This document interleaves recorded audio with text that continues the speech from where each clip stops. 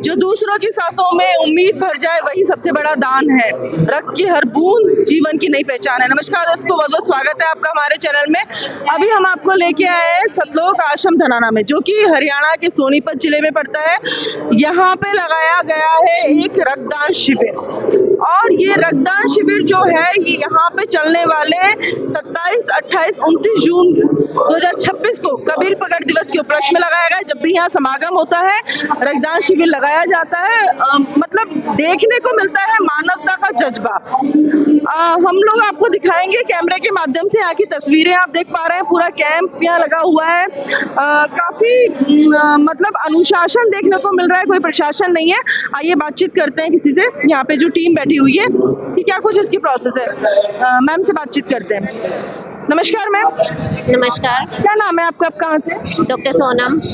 Ma'am क्या process चल रही है रक्तदान की? ये स्क्रीनिंग हो रही है, यहाँ पे रजिस्ट्रेशन हो रहा है और एंट्री हो रही है, पीछे डोनेशन चल रहा है। इनसे बात करते हैं।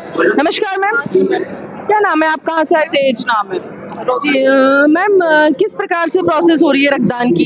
यहाँ पे डॉक्टर बैठे हैं, ये फिटनेस दे रहे हैं, वहाँ से फॉर्म फिल होके आ रहे हैं, फिर मैं यहाँ से रजिस्ट्रेशन कर रही हूँ, उधर फिर कलेक्शन के लिए जा रहा है। पंजीकरण के बाद उनके स्वास्थ्य की जांच होती है, उसके बाद रक्त दिया जाता है। पहले पंजीकरण होता है, उसके बाद डोनेशन, यहाँ फिटनेस होके फिर पंजीकरण होता है, फिर डोनेशन, उसके बाद यहाँ पे टेस्टिंग हो रही है, यूनिट्स आ रही है। अंदर क्या कुछ इसमें माहौल रख रहा है, क्या जज्बा लग रहा है? युवा आ रहे हैं, महिलाएं आ रही है? वो हमेशा ही अच्छा रहता है यहाँ के डोनर्स का। महिलाएं भी आगे आ रही है? महिलाओं के लिए मना कर रखा है, आश्रम का ही कोई रूल बता रहे हैं कि लेडीज को नहीं देना, वरना हम तो ले लेते हैं अगर फिट हो तो, कोई दिक्कत नहीं। तो थैंक यू।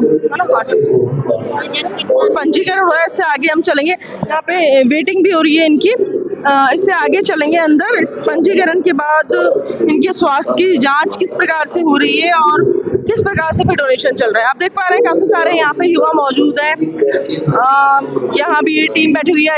आइए बातचीत करते हैं। सर नमस्कार। सॉरी सर नमस्कार। नमस्कार। क्या नाम है आप, कहाँ से? Sorry for interview.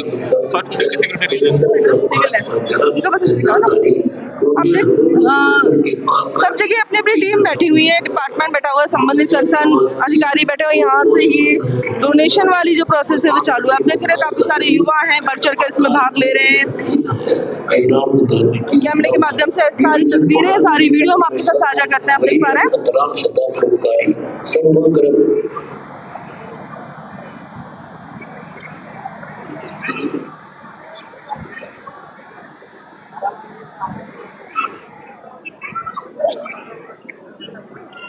रक्त की एक बूंद किसी का जीवन बचा सकती है। रक्तदान से बड़ा दान कोई नहीं है, इसलिए रक्तदान को महादान कहा जाता है। कितने एक्सीडेंट होते हैं, कितने लोगों की जानें चली जाती हैं, अगर उन्हें समय पे ब्लड मिल जाए तो शायद किसी की जान बच जाए। सर नमस्कार। इन्हें ब्लड दिया है क्या? उधर से दिखाना था मुझे, देखा तो इधर आ रही थी समय में ना, उधर से आना था मुझे। कोई नहीं ना, हम लोग पोस्ट कर दिया था। नमस्कार मैम। नमस्कार जी। क्या नाम है आपका, आप कहाँ से हो? PJMS रोहतक से हूँ। मैम आपकी यहाँ सरज मैम आपकी यहाँ क्या ड्यूटी लगी हुई है? मैं जैसा हूँ, ब्लड डोनेट कर, ब्लीड करवा रहे हैं ब्लड। क्या कुछ माहौल लग रहा है, क्या जज्बा लग रहा है जो लोग ब्लड डोनेट कर रहे हैं? बहुत अच्छा जज्बा लग रहा है, बहुत अच्छा। कितना कुछ फायदा, मतलब कितने एक्सीडेंट होते हैं, एक जो रक्त की बूंद है वो किसी का जीवन बचा सकती है, तो कितना जरूरी होता है रक्तदान और ये प्रेरणा जो मिल रही है, इससे कितना कुछ बदलाव आता है। एक बंदा 4 जिंदगियां बचा देता है, एक यूनिट से 4 जिंदगियां बच जाती हैं। इसके बाद इनकी विश्राम की, इनकी सबकी व्यवस्था है एकदम अच्छे से है, और डाइट की भी अच्छे से है व्यवस्था, सब कुछ बहुत अच्छे से हो रहा है। Thank you ma'am. आप देख पा रहे हैं टीम डॉक्टर्स की लगी हुई है, बाकायदा पूरी प्रोसेस चल रही है। और स्वैच्छिक जो रक्तदान शिविर है ये एक मतलब सेवा समर्पण का भाव है, सामाजिक संदेश देता है, जागरूकता का संदेश देता है। कई में भ्रांतियां होती हैं कि नहीं रक्तदान करने से किसी प्रकार की कमजोरी महसूस होती है, पर ऐसा नहीं है। 24 घंटे में वो ब्लड रिकवर हो जाए। सर नमस्कार। सत साहब जी। क्या नाम है आपका, आप कहाँ से? मेरा नाम जगबीर दास है और मैं रोहतक से हूँ। सर जो ये रक्तदान शिविर चल रहा है यहाँ पे स्वैच्छिक रक्तदान, तो अपनी इच्छा से ये युवा सब लोग कर रहे हैं, क्या कुछ इनका माहौल है, जज्बा है? ये सब अपनी इच्छा से कर रहे हैं। जो भी रक्तदान करता है, ये संत रामपाल जी महाराज की तरफ से ये योजना करी हुई है कि हर समागम में रक्तदान होता है। इधर जब भी साल में 5, 6, 7 समागम होते हैं, उसमें एक दिन ब्लड डोनेशन का होता है, जो स्वेच्छा से सभी रक्तदान करते हैं। पूरे चिकित्सकीय देखरेख में ये हो रहा है, इनकी विश्राम की व्यवस्था है, इनको खाने पीने का भी दिया जा रहा है, क्या कुछ माहौल है? बिल्कुल सारी पहले इनके पूरे डॉक्टर साहब चेक करते हैं आगे ये ब्लड देने योग्य है कि नहीं है, इसका बीपी कितना है, ब्लड कितना है, इसका कोई बीमारी तो नहीं है। उसके अनुसार फिर आगे प्रोसेस होता है, फार्म भरा जाता है। उसका फार्म भरने के बाद डॉक्टर के पास जाते हैं, फिर ब्लड देते हैं इसको। ब्लड देने के बाद इनकी सारी व्यवस्था इधर है, जो जूस वगैरह, केले वगैरह, जो जूस है, बनाना देते हैं इसको, केला देते हैं, मौसमी और अनार और अनानास, तीनों का मिक्स जूस दिया जाता है इधर सब बच्चों को। दर्शकों आइए आपको दिखाते हैं कि ब्लड डोनेशन के बाद, चिकित्सकीय देखरेख के बाद इनकी सारी व्यवस्था है। आप देखिए मौसमी का जूस, बनाना वगैरह सब यहाँ वितरण किया जा रहा है। और एक उसके बाद एक कमजोरी सी थकावट महसूस होती है, लेकिन आप देख पा रहे हैं पूरा जज्बा और जोश में है। तो बातचीत करते हैं। सर नमस्कार। नमस्कार जी, क्या नाम है, आप कहाँ से आए?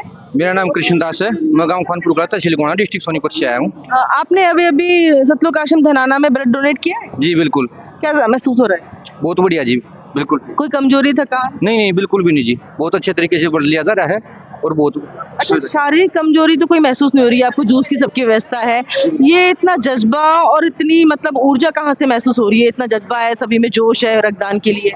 देखो, हम संत रामपाल जी महाराज से जुड़े हुए हैं।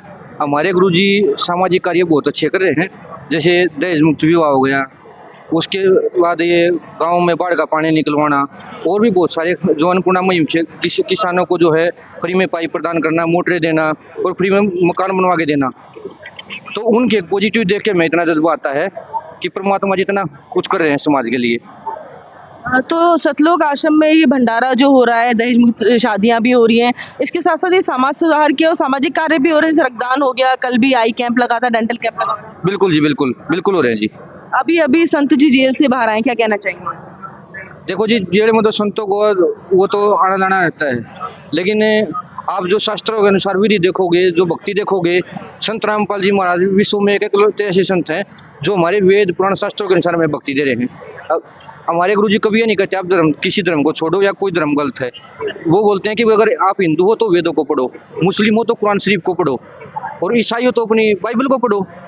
तो जब संत जी जेल में थे तब भी ये रक्तदान शिविर वगैरह ऐसे ही चलते थे? बिल्कुल जी, बिल्कुल। हमारे गुरुदेव जी की प्रेरणा से बिल्कुल ऐसे ही चलते थे जी। हम देखते हैं कितने लोगों की जानें चली जाती हैं, समय पर रक्त नहीं मिल पाता।